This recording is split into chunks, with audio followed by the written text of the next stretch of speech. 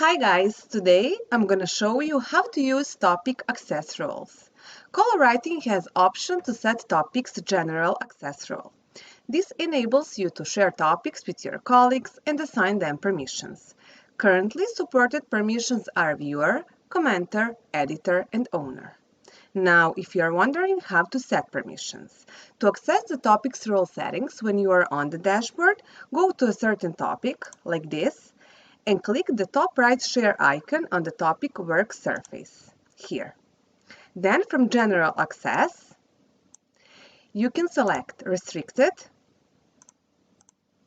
and now only the topic owner can access a certain topic, or you can select anyone with a link. Now topic owner can decide access role for that shared topic.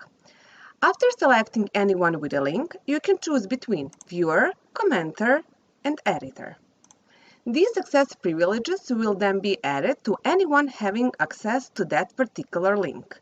These permission settings can also be accessed by clicking the share icon at the bottom of the extension here.